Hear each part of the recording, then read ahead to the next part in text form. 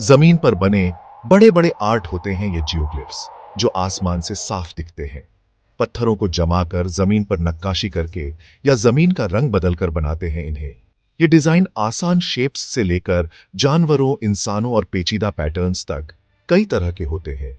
पुराने जमाने के लोगों की कलाकारी और हुनर दिखाते हुए ये जियोग्लिफ्स हमें उनकी मान्यताओं, रीति रिवाजों और दुनिया को समझने के तरीके की एक झलक देते हैं। पूरी दुनिया में अलग अलग संस्कृतियों और समय में ये जियोग्लिफ्स देखने को मिलते हैं। इनके बड़े आकार और पेचीदा डिजाइन ने कई सालों से खोजकर्ताओं, पुरातत्वविदों और इतिहासकारों को आकर्षित किया है। इतनी जगहों पर होने के बाद भी इन रहस्यमयी आकृतियों का असली मकसद और मतलब अक्सर छुपा ही रहता है। लेकिन इनकी खास जगह और आसमानी घटनाओं से इनका जुड़ाव बताता है कि इनका गहरा संबंध तारों और ग्रहों से रहा होगा। इन जियोग्लिफ्स को बनाने का काम हजारों साल पुराना है। कुछ सबसे पुराने जियोग्लिफ्स 5000 साल से भी ज्यादा पुराने हैं। ये शुरुआती जियोग्लिफ्स अक्सर सिंपल जियोमेट्रिक डिजाइन्स वाले माने जाते हैं कि जमीन की निशानी, पूजा की जगह या अपनी पहचान दिखाने के सिंबल्स के तौर पे इस्तेमाल होते थे। जैसे जैसे समाज आगे बढ़े, वैसे वैसे उनके जियोग्लिफ्स की कॉम्प्लेक्सिटी और साइज भी बढ़ी। एंशिएंट इजिप्ट में जियोग्लिफ्स रेगिस्तान में बड़े बड़े जानवरों और जियोमेट्रिक पैटर्न्स की तरह बनाए जाते थे। ये क्रिएशंस अक्सर फेरोज और देवी देवताओं से जुड़े होते थे और शायद पूजा पाठ और जुलूसों में इस्तेमाल होते थे। इसी तरह साउथ अमेरिका में नाज़का लोगों ने सैकड़ों जियोग्लिफ्स, जिन्हें नाज़का लाइंस कहते हैं, पेरू के सूखे मैदानों में बनाए। ये रहस्यमयी आकृतियां, जिनमें से कुछ 1000 फीट से भी ज्यादा लंबी हैं, कई तरह के जीव जंतु, पेड़ पौधे और जियोमेट्रिक डिजाइन्स को दर्शाती है। जियोग्लिफ्स का सबसे इंटरेस्टिंग पहलू एस्ट्रोनॉमी के साथ उनका पॉसिबल कनेक्शन है। बहुत सारे रिसर्चर्स का मानना है कि एंशिएंट कल्चर्स ने इन बड़े अर्थवर्क्स को ऑब्जर्वेटरीज, कैलेंडर्स और सेलेस्टियल इवेंट्स को ट्रैक करने के टूल्स की तरह इस्तेमाल किया था। अपने जियोग्लिफ्स को सूरज, चांद और स्टार्स की मूवमेंट्स के साथ अलाइन करके ये कल्चर्स सॉल्स्टिसेस, इक्विनॉक्सेस और अदर इंपॉर्टेंट एस्ट्रोनॉमिकल ऑकरेंसेस को एक्यूरेटली प्रिडिक्ट कर पाते थे। सेलेस्टियल बॉडीज और इवेंट्स के साथ जियोग्लिफ्स के प्रिसाइज अलाइनमेंट्स उनके एस्ट्रोनॉमिकल सिग्निफिकेंस का सबूत देते हैं। एग्जाम्पल के लिए नाज़का लाइंस में बहुत सारी लाइंस और फिगर्स हैं जो स्पेसिफिक डेट्स, जैसे सॉल्स्टिसेस और इक्विनॉक्सेस पर सन और स्टार्स की पोजीशन से मैच करती है। इसी तरह इंग्लैंड का एक megalithic monument Stonehenge summer solstice sunrise और विंटर सॉल्स्टिस सनसेट के साथ अलाइनमेंट्स दिखाता है, जो ये बताता है कि इसे एस्ट्रोनॉमिकल कैलेंडर की तरह इस्तेमाल किया जाता होगा। दक्षिणी पेरू के नाज़का लाइंस एंशिएंट जियोग्लिफ्स के सबसे रहस्यमयी और अद्भुत एग्जाम्पल्स में से एक है। सूखे मैदान में बनी ये बड़ी बड़ी आकृतियां कई तरह के जानवरों, पेड़ पौधों और जियोमेट्रिकल पैटर्न्स को दिखाती हैं, जिनमें से कुछ तो 1000 फीट से भी ज्यादा लंबे हैं। 500 ईसा पूर्व और 500 ईस्वी के बीच नाज़का संस्कृति के लोगों द्वारा बनाई गई इन रहस्यमयी आकृतियों का मकसद और मतलब आज भी लोगों के बीच चर्चा और अनुमान का विषय है। हालांकि कुछ थ्योरीज बताती हैं कि नाज़का लाइंस रिचुअल्स के रास्ते, पानी के सोर्सेज या इलाके के निशान के रूप में काम करती थी, लेकिन उनके एस्ट्रोनॉमिकल अलाइनमेंट्स ने कई रिसर्चर्स को यह मानने पर मजबूर कर दिया है कि उन्होंने ब्रह्मांड के बारे में नाज़का लोगों की समझ में बहुत बड़ा रोल निभाया था। ये रेखाएं और आकृतियां सॉल्स्टिसेस और इक्विनॉक्सेस के साथ साथ तारों और नक्षत्रों के उदय और अस्त होने के पॉइंट्स के साथ अलाइन करती हैं। ये केयरफुली किया गया अलाइनमेंट बताता है कि नाज़का लोगों को एस्ट्रोनॉमी की गहरी समझ थी और उन्होंने जियोग्लिफ्स का यूज आकाशीय घटनाओं को ऑब्जर्व करने और ट्रैक करने के लिए एक टूल के रूप में किया था। Section 5 whispers of the ancient Stonehenge, a megalithic marvel. 5वां भाग, पुराने जमाने के लोगों की बातें। स्टोनहेंज एक बहुत बड़ा अजूबा, standing as a testament to the ingenuity and astronomical prowess of prehistoric people. Stonehenge's ring of towering stones has captivated the imaginations of visitors and scholars for centuries. Stonehenge पुराने जमाने के लोगों की चतुराई और खगोल विद्या के ज्ञान का सबूत है। सदियों से इसके विशाल पत्थरों के घेरे ने लोगों और विद्वानों का मन मोह लिया है। Erected on Salisbury Plain in England around 2500 BCE, This megalithic monument consists of massive upright stones, some weighing over 25 tons, arranged in a circular pattern. England के सैलिसबरी मैदान में लगभग 700 ईसा पूर्व बनाया गया। यह बहुत बड़ा स्मारक खड़े हुए विशाल पत्थरों से बना है, जिनमें से कुछ 25 टन से भी ज्यादा भारी है और ये गोल घेरे में लगे हैं। While its exact purpose remains shrouded in mystery, Stonehenge's precise alignments with celestial events suggest a deep connection to astronomical observations and beliefs.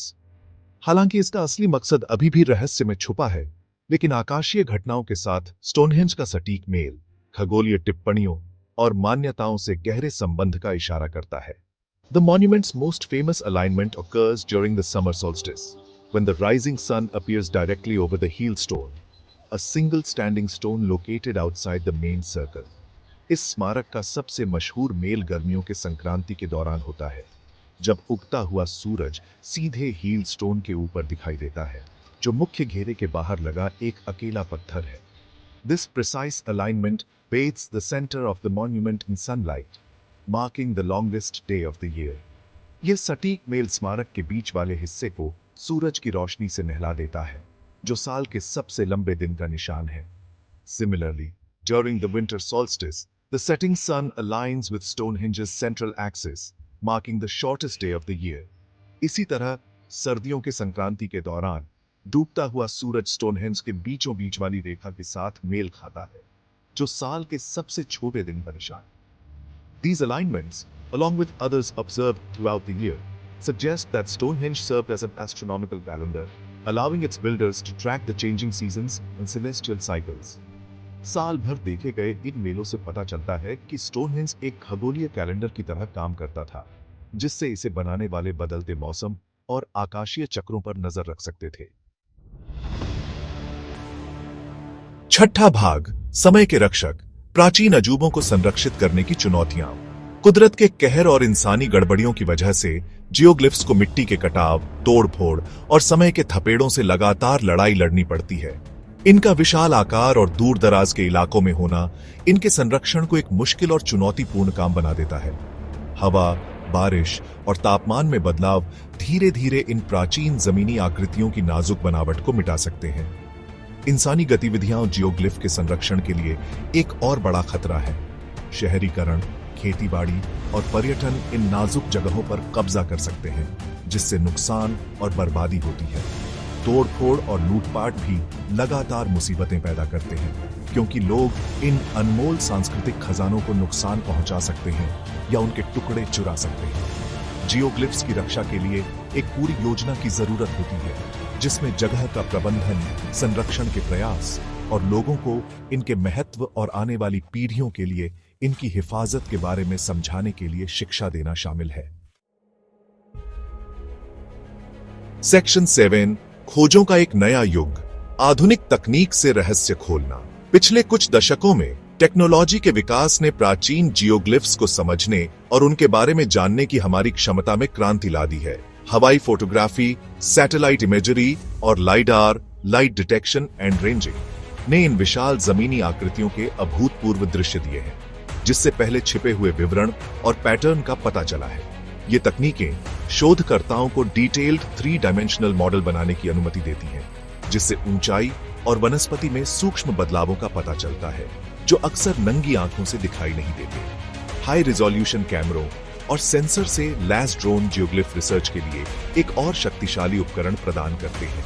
ये फुर्तीले विमान दूर दराज और दुर्गम स्थानों तक पहुंच सकते हैं, डिटेल्ड इमेजेस और डेटा कैप्चर करते हैं, जो पारंपरिक तरीकों से प्राप्त करना असंभव होगा।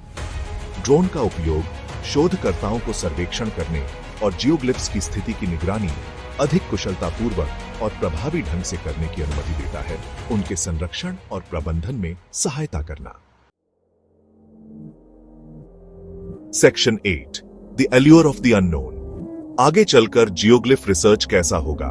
जियोग्लिफ्स की पढ़ाई एक ऐसे डिस्कवरी का सफर है जो हमेशा चलता रहता है।